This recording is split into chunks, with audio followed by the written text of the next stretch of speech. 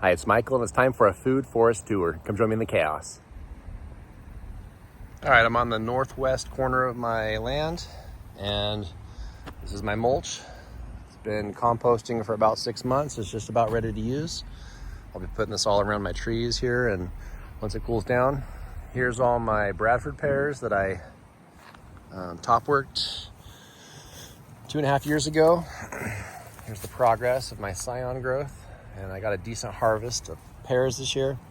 This one actually had an Anjou and a few Bartletts, but for whatever reason it didn't have as many pears as my Asian pears.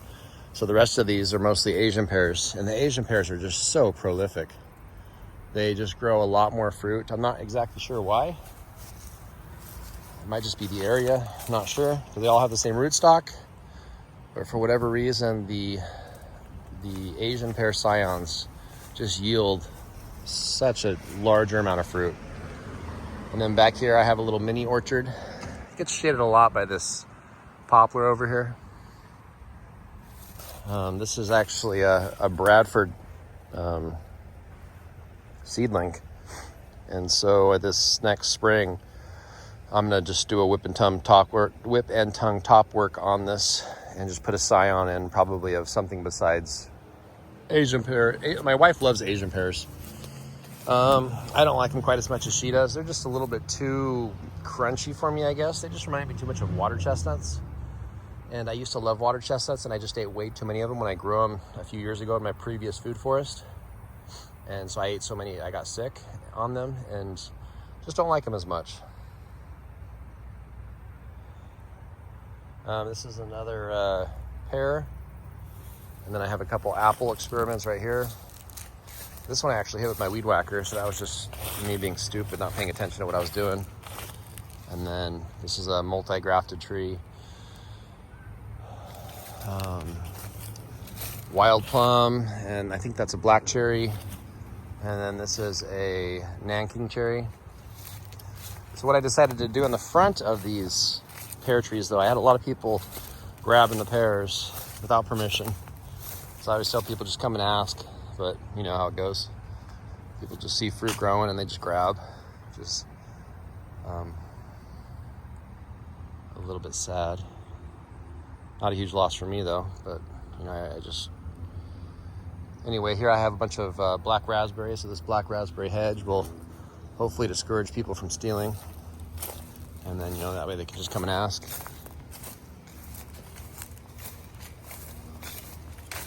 Back here, along the fence line, just a whole bunch of elderberry and blackberry.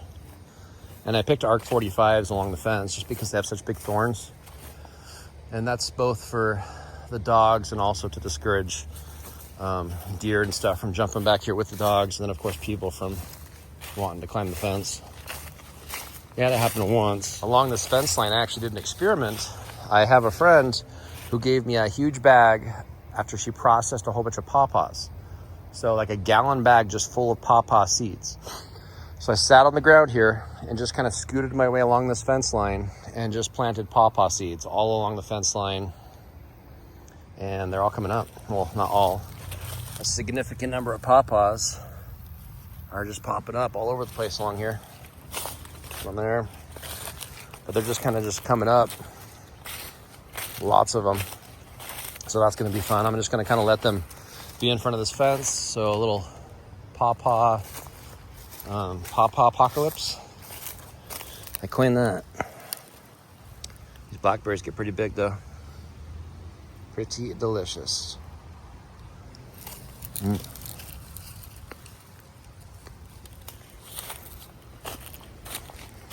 They're not quite as big as my black gems, but they grow pretty well. And this fence line is irrigated. I put emitters about every 2 or 3 feet. So I tried to line them up with most of my larger plants. I have a drip emitter that comes on for 20 minutes. Probably drops about a gallon of water a day.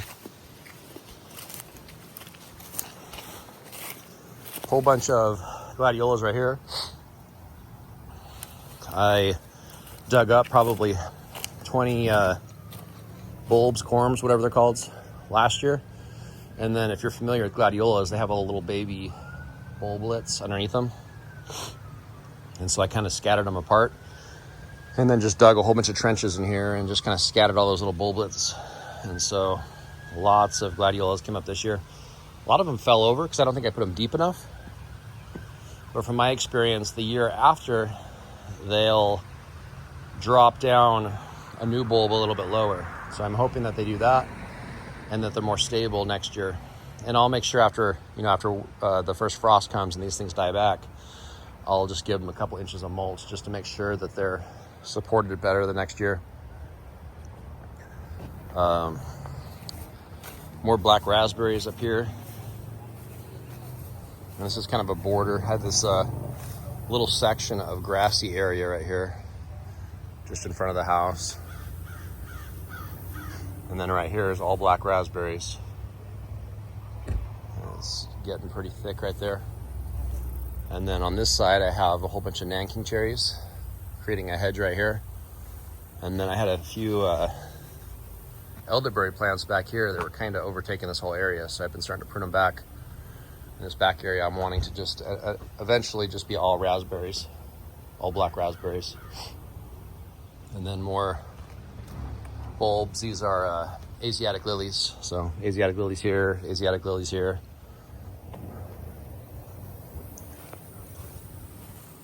All right, and then these black raspberries continue on this side.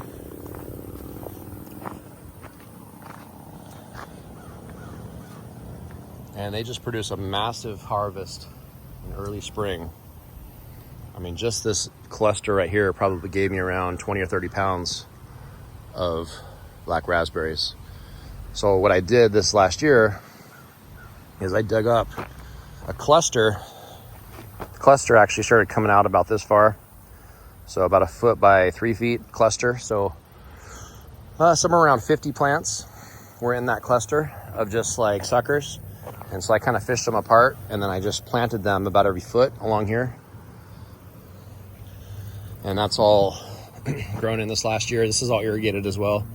On this one, I actually irrigated even better. I literally put an irrigation emitter at every single plant. So I have like 50 emitters in here, believe it or not.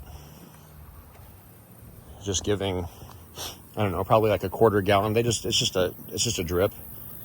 Probably a quarter gallon a day.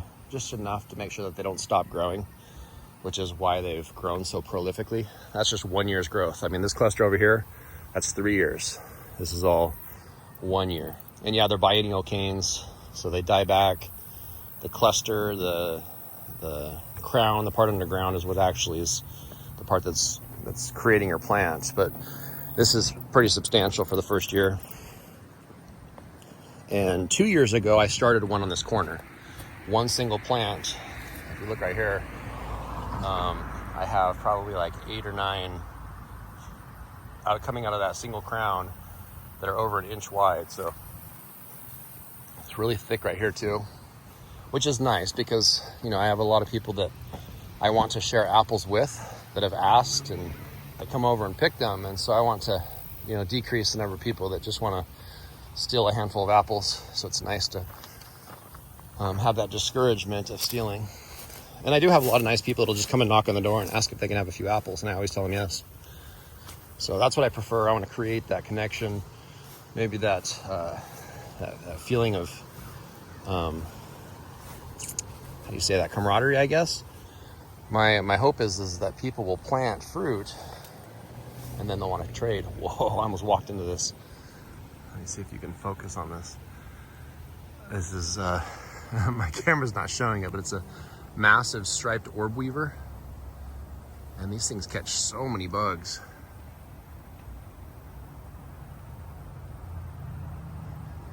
It's kind of hard to see. I don't want to mess up its web. These things catch so many mosquitoes. This thing probably, that's right here. There we go. That's focusing a little better. I want to scare her. Ah, shoot, I touched it. Beautiful spider. Catches lots of bugs. My trees are doing well. So this is my mutsu. And the mutsu apple is actually yellow. So I thought I had some golden delicious, and I was confused because I didn't know what mutsu looked like. And it's actually a cross between golden delicious and something else. But I got some yellow apples on this tree, and I thought there was something wrong with the apples because I was just ignorant as to what mutsu apples looked like. I was expecting them to look similar to my Fujis and my Galas. So over on this tree, this is my Fuji apple.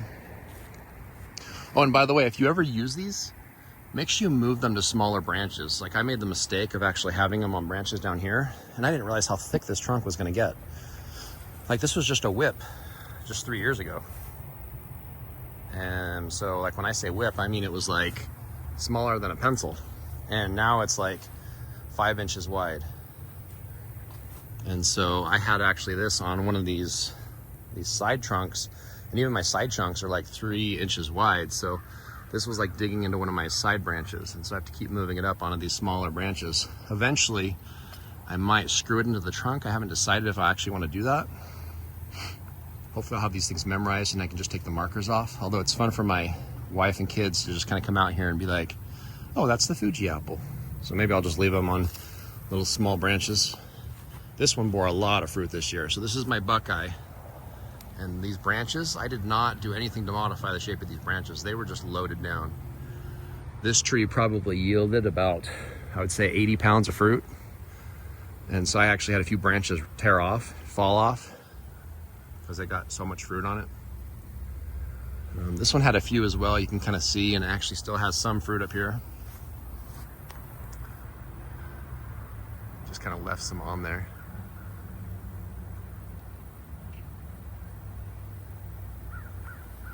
Because the way the sun is, it's hard to see, but it's like a rosy pink with yellow, if you can't see that on the camera. And then behind me I have some scions, and these things are kind of struggling a little bit. I don't know if it's the heat or what. They are on drip, but most of the leaves have fallen off of that one and these ones over here, but these are all grafted. Grafted these all myself. So Fuji, Gala, Fuji, and then a Mutsu. Fuji, this one has 2 different grafts on it.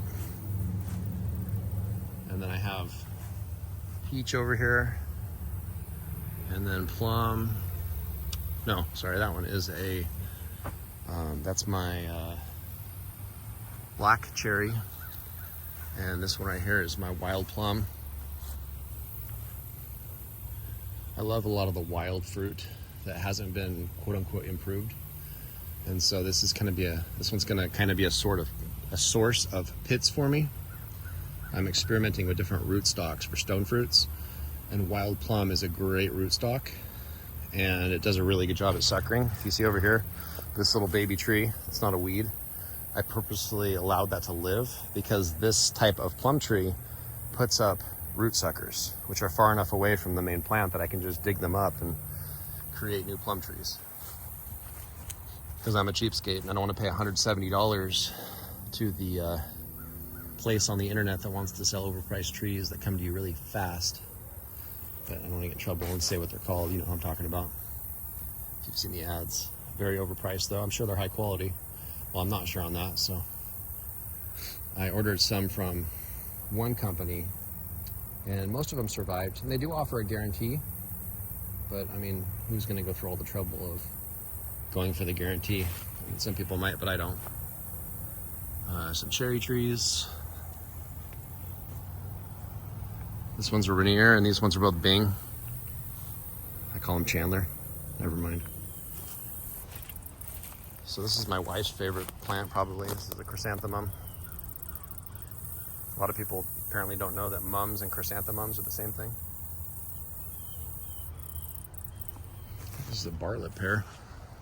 So this thing's going to be getting a lot more sun because we just removed our tree. We had a massive 200-year-old poplar here that was like, the circumference was over 16 feet. Because I have a rock climber friend that was going to take this thing out, and he couldn't get his, the part that you wrap around the tree to kind of shimmy yourself up. I don't know all the words for rock climbing or arborist climbing or whatever.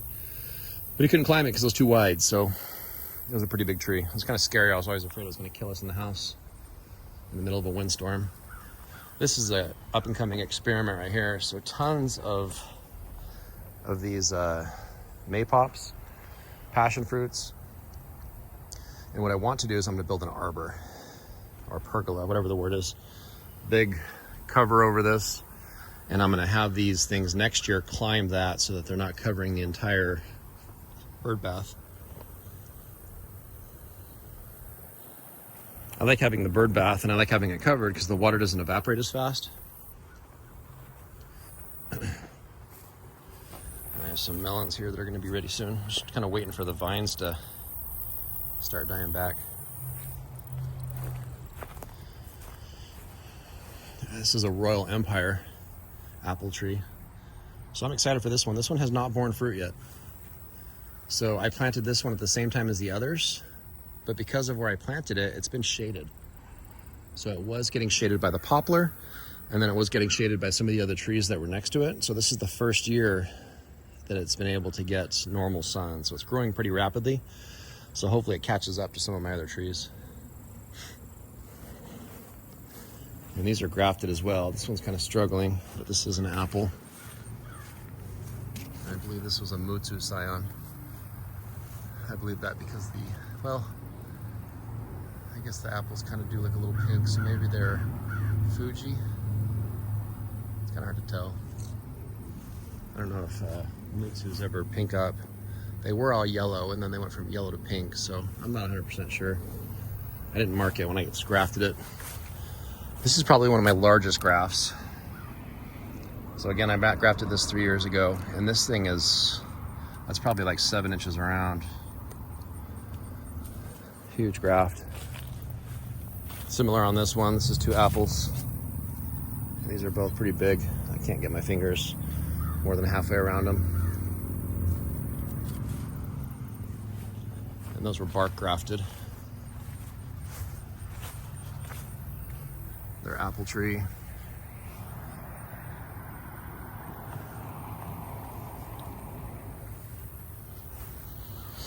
Man, there's a lot of spiders in here. I can feel the webs snapping as I walk through them. If you've ever walked through Weaver or Weaver spider webs, they're almost like black widow webs. So I feel bad messing up their webs. I try not to walk through there very often, but I just wanted to do this video so I can at least document it for myself on what all this stuff looked like in 2025, right before fall. So we haven't got any real cold nights. I think the coldest we've got is like low 60s, maybe high 50s, but it's warmed up. That was like a few weeks ago. We had a few cold days and it's back up in the 80s. I think it got up to 90 today. But anyway, these are my black gem blackberries. And these are pretty young. I think I planted these in 2024. So these are only a year old and they are huge. And they're really prolific too. Like some of the branches kind of touched down without me realizing it. And when I came through, I kind of tripped on them and the tip broke off. And then this year it kind of created its own plant right here. So I just mulched it up, but it's kind of cool how easily these things propagate. Another one here, another one here. It did it all by itself. Pretty amazing. They're so delicious. Yeah, the black gem definitely tastes the best.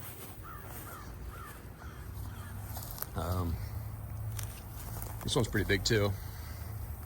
It's an ARC 45. That bore a lot of fruit.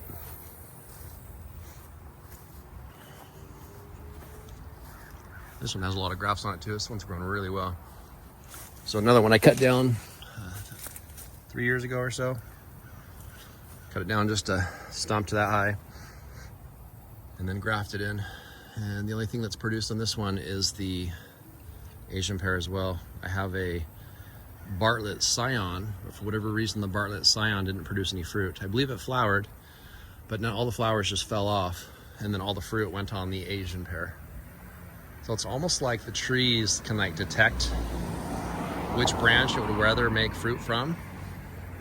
And it appears that Bradford pear rootstock prefers to make fruit on Asian pear. I'm wondering if Asian pear is the closest genetics to the Bradford pears, because I know that the little tiny Bradford pears are round, kind of like Asian pears, so they're very similar. They just look like mini Asian pears. So that's my theory, is their genetics are closer, and so they prefer to fruit through the Asian paracyons. All right, so back here I have my vineyard. I have some experiments going on here. I had a couple volunteer Bradford pears pop up, so I grafted them. If you want to see the graft union. So this is what a graft union looks like. And I basically chopped off the top part, that little lightning bolt. That's a whip and tongue graft. And so I just stuck, I believe these ones are both Bartlett, onto the top of them. And hopefully in a few years, I'll have pears right there. And then over here, I'm kind of mixing these in my food forest just from recommendations from other people. You might recognize those. Those are called, brain's not working, Jerusalem artichokes. I'm sure if you're watching this, you know exactly what it was. For some reason when I'm doing videos, my brain just doesn't work quite as fast. So I got Jerusalem artichokes back there, and in a lot of places. More ARC 45s, lots of berries. Man, look at that cluster. You guys, fruit flies right there. There's like a swarm of little fruit flies. Got to the fruit before me. So I've been trying to keep this cluster from getting too crazy. My wife doesn't like pulling out of the driveway with just this massive cluster of branches encroaching on the road. So I kind of cut it back, but I had like 30 heads of elderberry and blackberry and stuff just sticking into the road. Got a little out of control. This is my vineyard area. Lots of raspberries back here. Oh, that one's dying. So this one got too heavy. This is a Jerusalem artichoke that got too heavy and fell over. And I don't know if it left any viable tubers. Looks like these ones fell over too, but they're still green. I put a little mulch on them, hoping that would keep them from drying out. But there's all my blackberries, or no, what are they called, grapes? These are mostly just Concords, or Labrusca varieties at least, very similar to Concord. I made a whole bunch of juice with these though. Turned out really well actually. I tried making jam. The jam didn't congeal properly. My wife did an experiment just to see if she could use it for like concentrate. Because you know, I added the sugar like you normally do for jam to try to get it to set. And she just realized she could just do like a mixture of 2 parts water, 1 part to the syrup that basically occurred.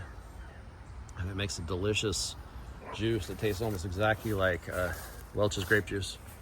It looks like there's a few left that I skipped. So that's what the grapes pretty much mostly look like.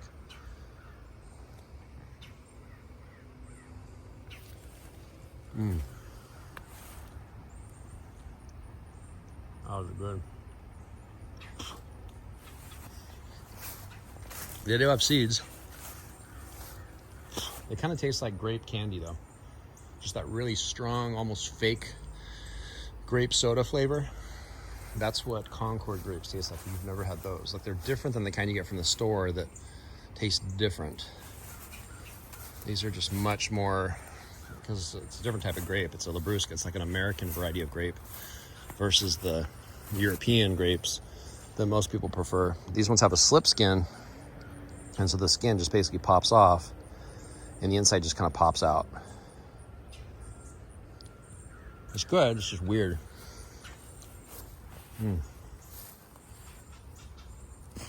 reminds me of a fruit I used to get when I lived in South America called mamonas. So tropical. Shout out to anyone who knows what mamonas are, or mamones. I don't know if that's what they're. I don't know what you call them in English. I'll have to look it up. Oh, another pear tree right here. Don't think I've grafted this one yet, so that's just a Bradford right now. And what I'll end up doing is cutting that off and then putting a scion into the top of that so it can make good fruit. Hey, Mud. He's a good boy. He's a good guard dog. All right, here's another one. And another. Actually, this one's an apple. Oh yeah, I forgot. So back here, I had a whole bunch of persimmon seeds. So I'm excited about this because it worked. But I took a whole bunch of persimmon seeds and I just kind of stuck them in the ground with my finger I had a handful of them, and I was just like shove, shove, shove, shove, shove all along here. And look, persimmon tree. Looks very similar to pawpaw. Persimmon tree right here. Persimmon tree. Persimmon tree. So I'm seeing 4 of them. I planted a lot of seeds. It looks like 4. Oh, there's a 5th. So 5. 5 persimmon seedlings popped up out of probably 20 or 30 persimmon seeds. So that's exciting. What I need to do now is cut back this that's shading the area. This is a wild mulberry. And these mulberries pop up. You get male and female plants. Sometimes the male plants you'll get, they don't produce fruit. You want to cut those down real quick because they just drop tons of pollen. Mostly because the female plants make berries without being pollinated, so you don't really need any pollen. So there's no point in even having the male trees, no offense. But this one's a female tree, it produces the fruit. But I don't really like mulberries as much as I like persimmons. So I'm probably gonna be cutting this tree down. So sorry, tree. Okay, and I almost forgot about my fig trees. So I have a variegated fig and a Chicago hardy fig. And I've already taken a lot of delicious figs off of this one. So the Chicago hardy will get, these figs will turn purple when they're ready. And I think that one's starting to turn. Right there. Not quite ready yet. It'll start, they droop a little bit when they're ready. So you'll know, because they'll kind of stick up a little bit when they're still green. And they'll start to change color. And then when they turn completely purple, they droop a little bit. And you can just grab them and pick them off, but they're delicious. So if you haven't tried growing figs, I'm in zone 6. Yes, you can grow figs in zone 6. There's a few tricks.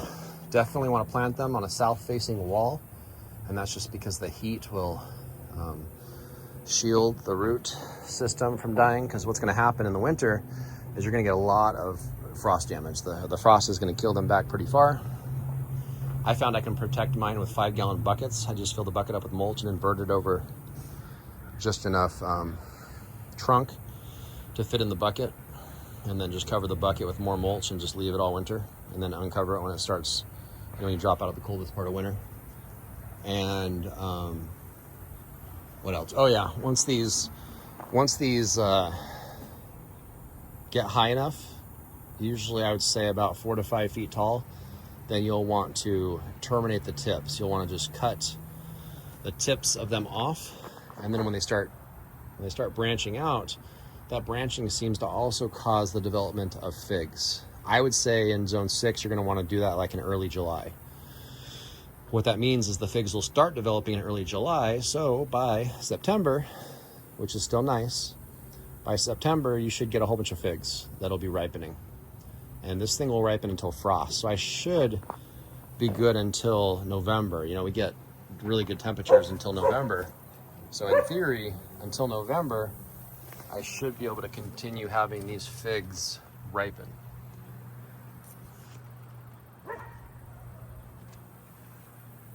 So hopefully that's actually what happens. And all these figs that are developing on early October, I think most of these should be able to ripen before November frost. I think according to the thing, it's like November 10th or something is a really good chance of our first frost. And then more blackberries and things along this fence. Just tons of different things. This is actually a tropical passion fruit that I put along this fence line. I had it in the house as a house plant. And these things only live 3 to 5 years from my experience. So I had this in the house for a couple years and decided to put it outside for its last year since it's going to probably die anyway, hoping that it would develop a lot of fruit. But it's not nearly as fruitful as my maypops. And my maypops die to the ground and they'll still produce a ton of fruit. It's like my maypop, the one I have back here, is probably already dropped 60 or 70 ripe little fruits. So it's very prolific. So in the future, I'm probably not going to try to grow tropicals since there's so many non-tropical plants that grow so well here. It doesn't really make sense to go through all the turmoil and problems with with non-tropical plants in Zone 6 when there's just so many things that can grow here that are just more convenient.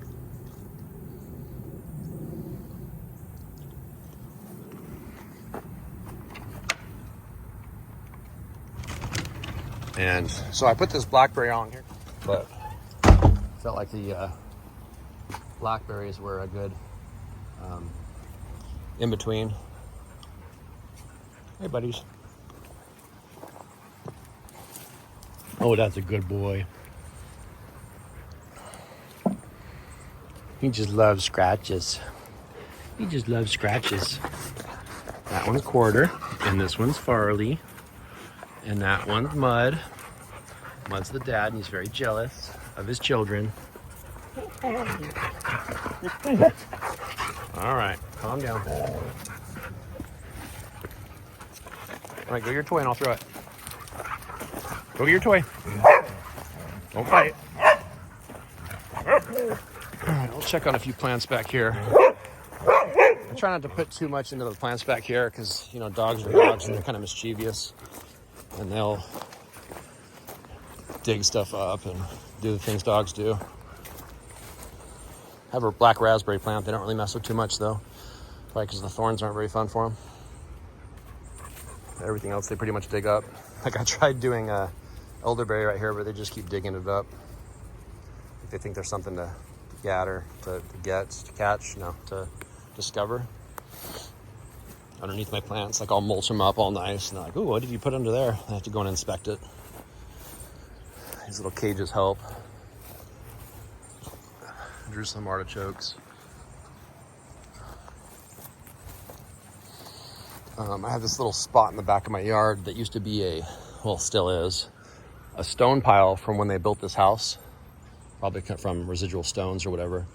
So I've been dumping mulch on the top of the stones and kind of mixing them in between just to kind of make a little hill right here. And then as the mulch decomposes, you know, it turns into soil.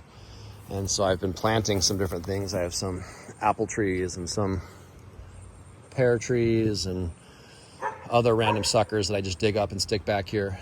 Just trying to cultivate this area and hopefully have an orchard back here someday. Be kind of a fun use for this area that's not very useful just being a rock pile. So trying to terraform. Reminds me when I was terraforming desert in my earlier videos on this channel. I started in Arizona and just had a desert backyard, nothing would grow, and started with mulch and just took it from there. So similar idea here, just a pile of rocks, covered it with mulch, let it decompose. Starting to get some fruit trees popping out of it. And then I have boysenberry line over here, a whole bunch of elderberries over here, a few more trees back here, apple trees and whatnot. And then this fence line I'm going to be covering with different berries. But that's pretty much it. And I have these giant black walnut trees. I have a few videos where I've showed how to pop the husks off of these, but I've actually found it's just easier just to leave them out in the sun and just let them dry out for a few months. And then in late, early winter, I can just pick up most of these and they'll be dried out like this guy. It just eventually dry out, and it's just so much easier than dealing with the mess and the stained hands and all that stuff. So just leave them on the ground if you have a black walnut tree. I think that's the easiest thing to do. It's not like there's squirrels that are going to come and steal them, because these dogs are just squirrel hunters. They've just been gobbling up squirrels. I think every day they probably eat a couple squirrels that try to come back here. So they're eating like kings. I didn't realize it until the other day. I checked on their dog food because they have a hopper that automatically dispenses dog food. They haven't been eating it. And I'm like, why aren't they eating any dog food? And I realized they're just eating tons of squirrels. So it's good they're learning how to eat from the land. Smart little things. He's a good boy. Don't be jealous. All right, that's all I have to talk about. Thanks for joining me in the chaos.